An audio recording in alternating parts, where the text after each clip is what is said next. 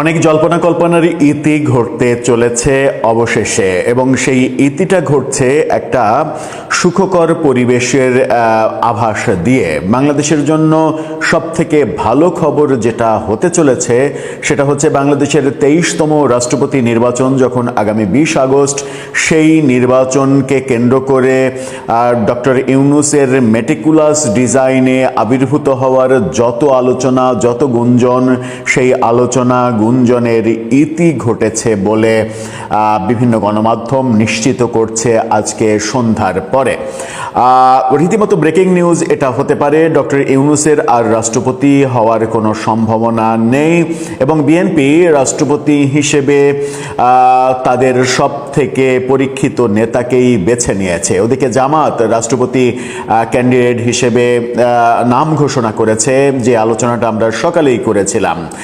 কিন্তু সকালে বিএনপি একটা কনফিউশন তৈরি করেছিল নির্বাচন কমিশনে তাদের উপস্থিতির মাধ্যমে। সন্ধ্যার পর সেই কনফিউশনটা দূর হয়ে গেল বলে দাবি করছে গণমাধ্যম।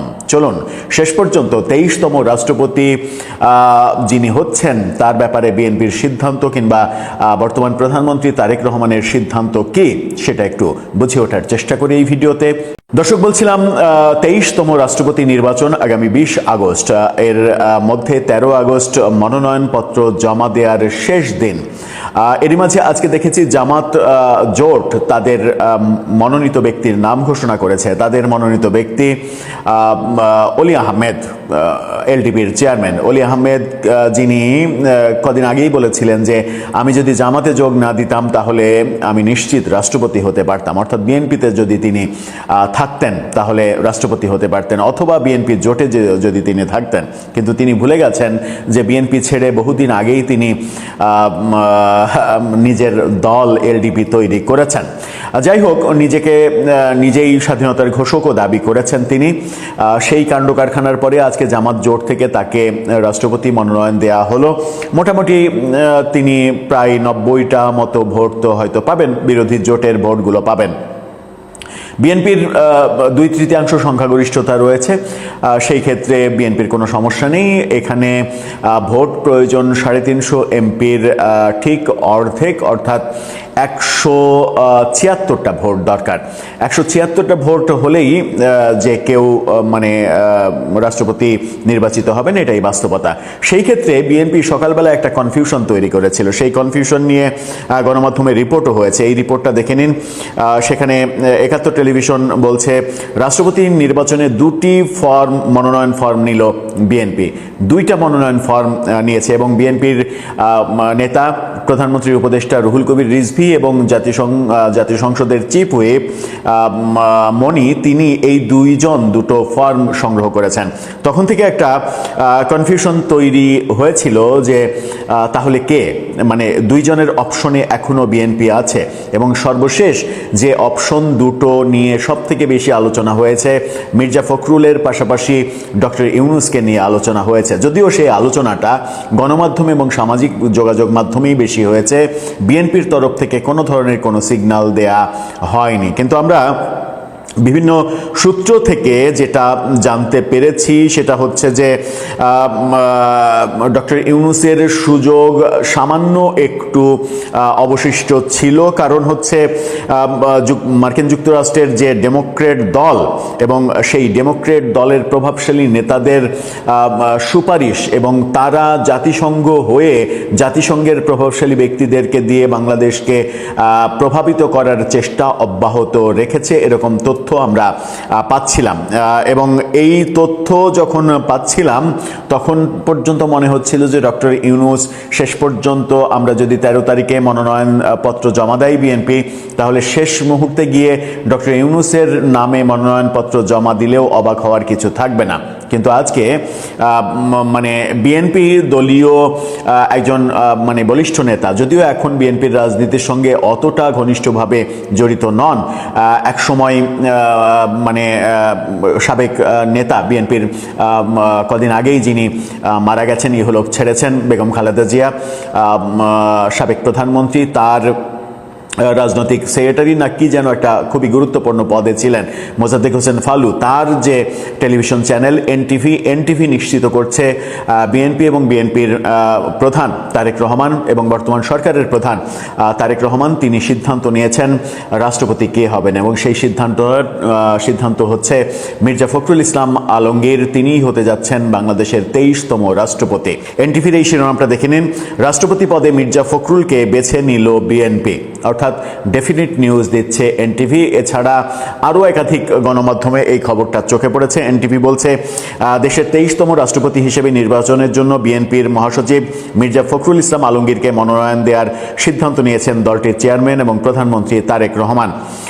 বিএনপির এক জ্যেষ্ঠ নেতা এই তথ্য এনটিভিকে নিশ্চিত করেছেন আজকে। বিএনপির একাধিক সূত্র বলছে দলটির নীতি নির্ধারণী পর্যায়ের নেতারা রাষ্ট্রপতি পদে মির্জা ফখরুলকেই চাইছেন। এই ব্যাপারটা, অর্থাৎ মানে নিউজে অনেক কিছু লেখা আছে, অনেক কিছু পড়ার তো আর প্রয়োজন নেই। প্রধানমন্ত্রী সিদ্ধান্ত নিয়েছেন এবং সেই সিদ্ধান্ত বিএনপির জ্যেষ্ঠ একজন নেতা হয়তো নাম প্রকাশ করেননি তিনি, কিন্তু সেটা এনটিভিকে নিশ্চিত করেছেন যে মির্জা ফখরুলই প্রধানমন্ত্রীর চয়েস, এবং তিনি অলরেডি মনোনয়ন দিয়ে দিয়েছেন তার, এবং যে মনোনয়নপত্র তোলা হয়েছে সেই মনোনয়নপত্র তার নামেই জমা দেয়া হবে। এটা একটা ভালো খবর, এটা বাংলাদেশের জন্য গত 6 মাসের মধ্যে অন্যতম একটা ভালো খবর। যতটা না মির্জা ফখরুল ইসলাম আলমগীর তাকে রাষ্ট্রপতি করা হচ্ছে, এটা আমি মনে করি যে বিএনপির মধ্যে, দলের মধ্যে সব থেকে যোগ্যতম ব্যক্তিকেই করা হচ্ছে। বিএনপির দীর্ঘ সময়ে যখন মানে 17 বছর তারেক রহমান নির্বাসিত জীবনযাপন করেছেন, সেই সময় বিএনপিকে মানে একটা দীর্ঘ সময়, সর্বশেষ মহাসচিব হওয়ার পর থেকে দীর্ঘ সময় বিএনপিকে দেশের মধ্যে, দূর দেশ থেকে তারেক রহমান, কিন্তু দেশের মধ্যে যেহেতু খালেদা জিয়া একদিকে জেলে আর একদিকে অসুস্থ, কোনো রাজনৈতিক কর্মকাণ্ড করতে পারছিলেন না, তখন মির্জা ফখরুলই কিন্তু দলটাকে ঐক্যবদ্ধ রেখেছিলেন এবং টিকিয়ে রেখেছিলেন। সুতরাং সেই পুরস্কার তার পাওয়ার মানে কথা ছিল এবং পাওয়া উচিত ছিল, সেটাই তিনি পাচ্ছেন। এটা বিএনপির ভালো সিদ্ধান্ত তাদের দলের দিক থেকে। অনেকের সমালোচনা থাকতে পারে মানে মির্জা ফখরুলকে নিয়ে, তার পারিবারিক ব্যাপার নিয়ে অনেক সমালোচনা অনেকে করতে পারেন, সেগুলোতে নিশ্চয়ই বিএনপি কান দেবে না, আর সেগুলো খুব একটা ম্যাটারও করে না।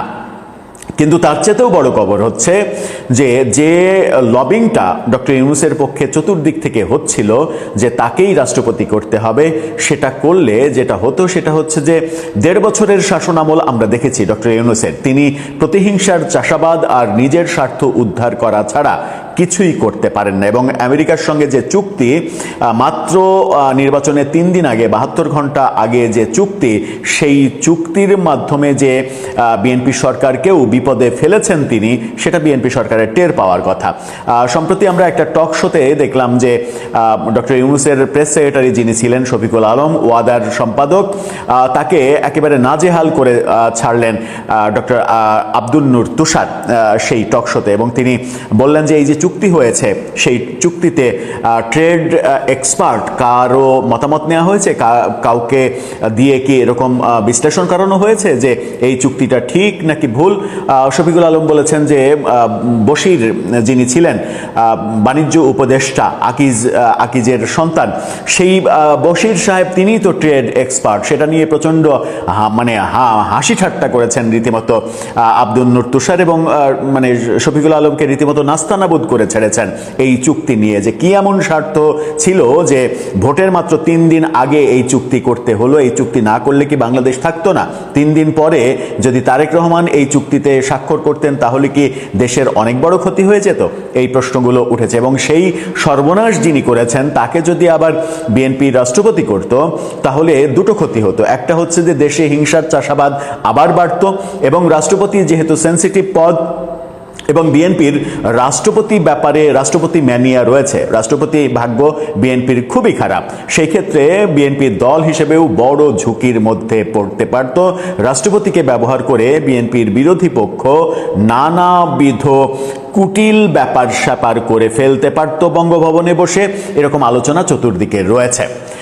এখন 13 তারিখ পার না হওয়া পর্যন্ত তবুও যত খবরই যত নিশ্চয়তায় আসুক না কেন তবুও নিশ্চিত মানে বলাটা খুব কঠিন, কারণ আমরা দেখেছি যে শপথ গ্রহণের মাত্র 3 ঘন্টা আগে, অর্থাৎ এই সরকার যখন শপথ নিল তার 3 ঘন্টা আগে আমরা জানতে পারলাম যে পররাষ্ট্রমন্ত্রী হচ্ছেন ডক্টর ইউনূসের নিরাপত্তা উপদেষ্টা, যেটা কেউই প্রত্যাশা করেনি, কল্পনাও করেনি। সেরকম কিছু যদি ম্যাজিক্যাল ঘটনা ঘটে যায়, অবাক হওয়ার কিছু থাকবে কি?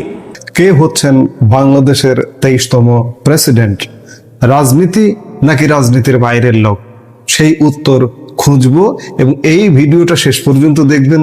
ভিডিওর শেষ পর্যায়ে আমরা একটা সুনির্দিষ্ট যিনি রাষ্ট্রপতি হতে যাচ্ছেন তার কথায় সম্ভাব্য অবস্থানগতভাবে কে এগিয়ে আছেন তার নামটিও আমরা বলে দেব। বাংলাদেশের রাজনৈতিক অঙ্গনে এখন সবচেয়ে আলোচিত এবং উত্তপ্ত প্রশ্ন, কে হচ্ছেন দেশের 23তম প্রেসিডেন্ট? সাবেক প্রেসিডেন্ট মোহাম্মদ শাহাবুদ্দিনের পদত্যাগের পর থেকে রাজনৈতিক টেবিলে শুরু হয়েছে হিসেব নিকেশের নতুন খেলা। সর্বত্রই চলছে নানা গুঞ্জন আর জল্পনা কল্পনা।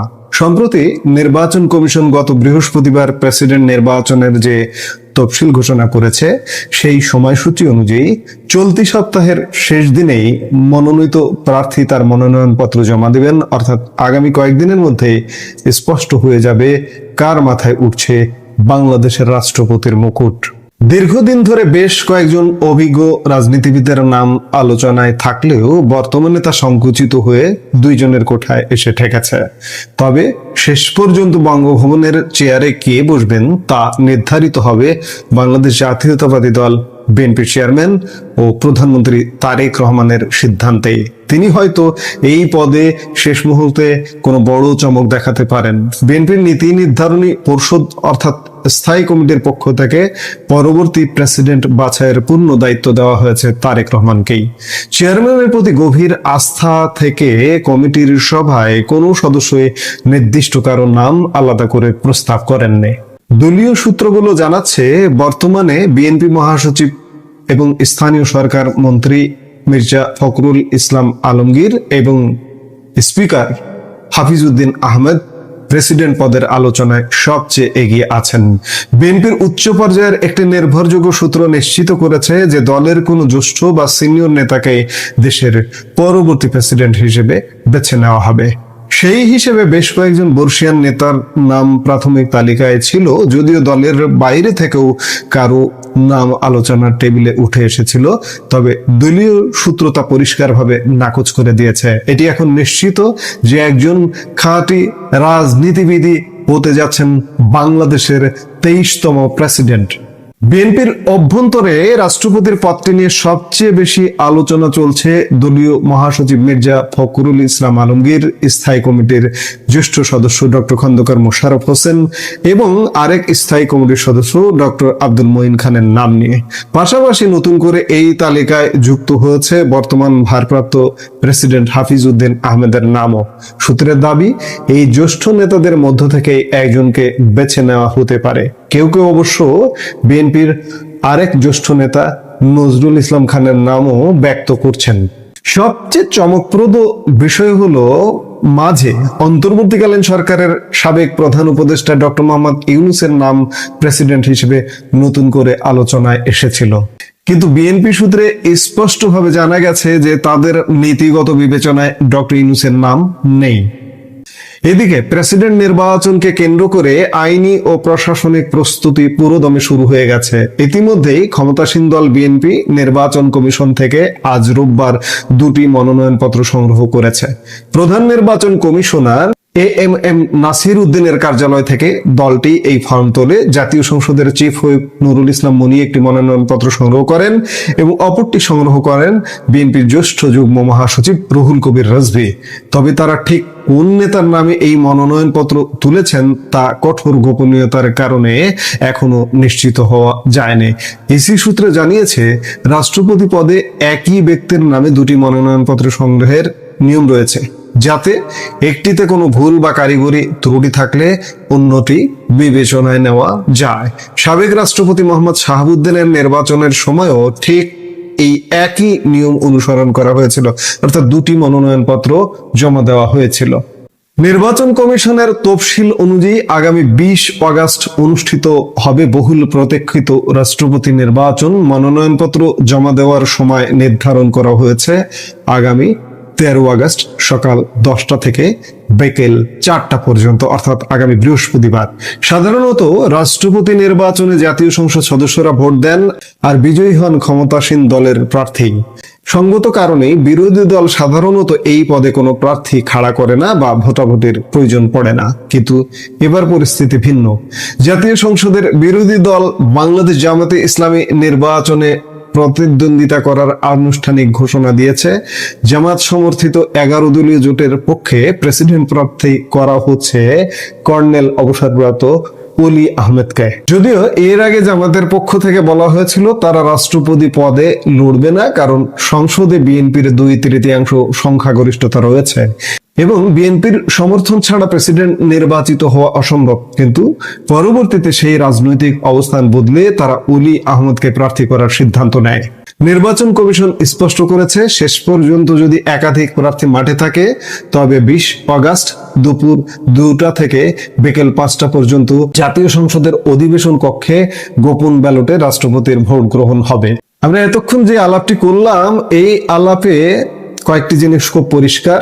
এই যে আপনারা বেশ কিছুদিন যাবত যে ইউনূসের নাম রাষ্ট্রপতির তালিকায় নামটা শুনেছিলেন, এখনো চর্চা হচ্ছে, চর্চিত হচ্ছে যে ইউনূস কি ঢুকে পড়ে কিনা। না, ইউনূসের সেই ঢুকে পড়ার দিন শেষ।